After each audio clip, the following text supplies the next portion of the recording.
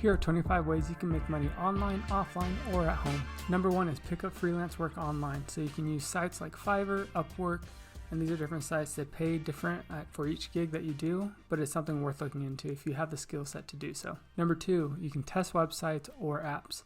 So this can be hard to get into because a lot of people want to do this, but you have the ability to, and if you're able to get in, why not? Number 3 is pick up tasks on Amazon Mechanical Turk. So this doesn't pay a lot for each one that you solve, each assignment that you get, but it's a small way to make little bits of income just on the side. Number 4, you can take surveys for money. You can use sites like Swagbucks or Survey Junkie in order to get paid for taking these surveys, but they don't pay a lot, and sometimes the survey lies about how much time it really takes. So it could be something you do just while you're watching TV and you're bored at home, but don't expect to replace a full-time income doing this. Number 5, you can make money from your blog as an affiliate. So you promote different products and you just become affiliates. You don't have to actually own the product, but you do need an audience so people can see it. Building an audience can be hard, but if it's something that you already have, it's something that's definitely achievable to earn money and can potentially become a full-time income. Number 6, you can sell stuff on Etsy.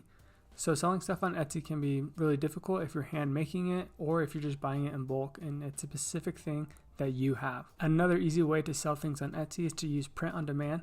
This is really popular and I'm sure there's a lot of videos you can find doing this, but it can also be very saturated. So be careful with what you sell on Etsy, but if it's something that you love to do, it's a great way to make money off your hobby. Number 7 is to get avenue through your YouTube channel.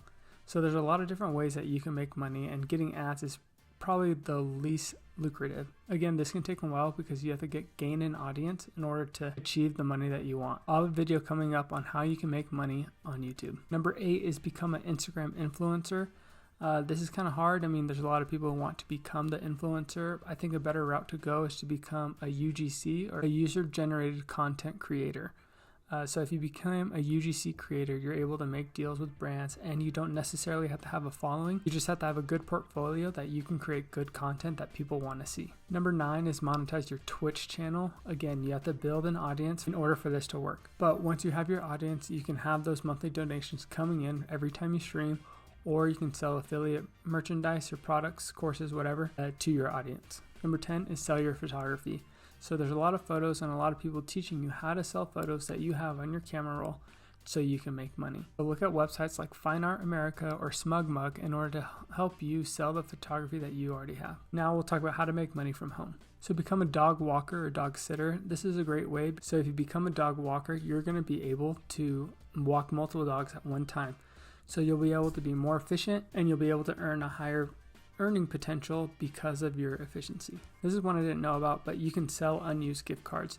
So there's different sites out there that will buy your unused gift cards for a percentage. So let's say you have a $100 gift card and they'll pay you 92% of that value. So they'll pay you $92 for that $100 gift card that you're not using. It may seem like a loss, but it's also $92 that you didn't have before for a gift card you were never going to use. Number 13 is list your spare bedroom on Airbnb.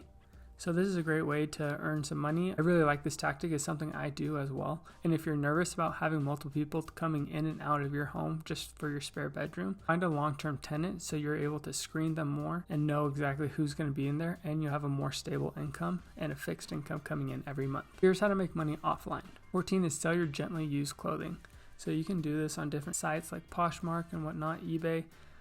Just from the clothes that you have that you're never going to wear, and earn some money back. Number 15 is trading in old phones, electronics, or selling them. So there are electronics that you're never going to use again, or you want to upgrade. So instead of just having to buy the new electronic flat out, you essentially do what Apple does, turn in your phone, trade it in, and get a nicer phone just for a smaller price because they get to reuse your old phone. Number 16 is get a babysitting gig. So this is good for a wide range of age of people, and if you have certain certifications, you're going to be able to get a higher clientele. Number 17 is rent out your car. So you can rent out your car if you're really local or if you work remotely. This is a great way to earn money on something that's sitting in your driveway most of the time. Number 18 is sign up for TaskRabbit. So there's chores that we all don't want to do, and the big one is setting up IKEA furniture. But there's gigs on this website that allows you to connect with people who have just purchased this furniture and wants it set up and they don't want to do the work. You can come in with your tools and knowledge and set it up for them at a good price. Number 19 is become a private tutor. So this goes from all ages. People need to learn from kindergarten to college. So you can help young ones with English, math, history, whatever it may be, or you can specialize in certain tests like the GMAT, GRE, MCAT, and those specialty kind of tests. And you can charge a good amount because people need to know this stuff in order to advance in their careers. Number 20 is drive for Uber or Lyft. So I think this is a good way to kind of utilize your car that's sitting around a lot of the time. And if you're just at home not doing anything, it's a great way to get in. There's a low barrier to entry in order to enter this job. And you can get good tips depending on the events that are going around in your city. Number 21 is you can make deliveries for Amazon, Uber Eats, Instacart,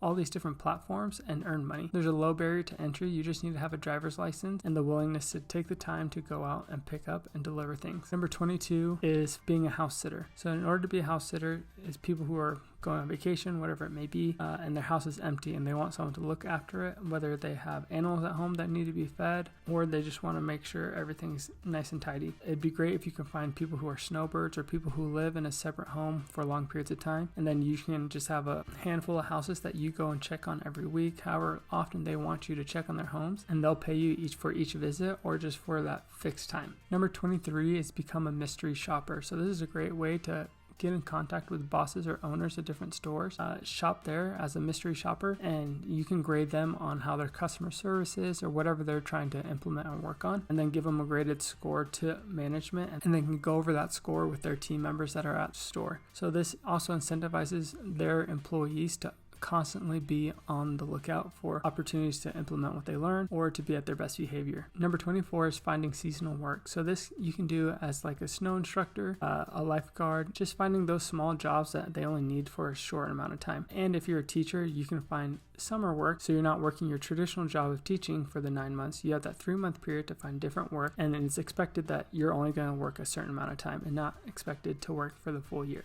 And number 25 is being a drone operator. So you can contact businesses or insurance agencies that need people who know how to use drones, and they can use this skill in order to complete what they need done. So companies to reach out to in order to be a drone operator would be insurance companies. You can look at real estate people who need aerial photography, surveyors for land. You can even look at hunting, trying to find different migration patterns for different animals. This is a great business to look into. I was able to get this list from NerdWallet, and I'll link this below in the description so you can look over it for yourself. And if you want to learn more on how to make money, check this video out right over here.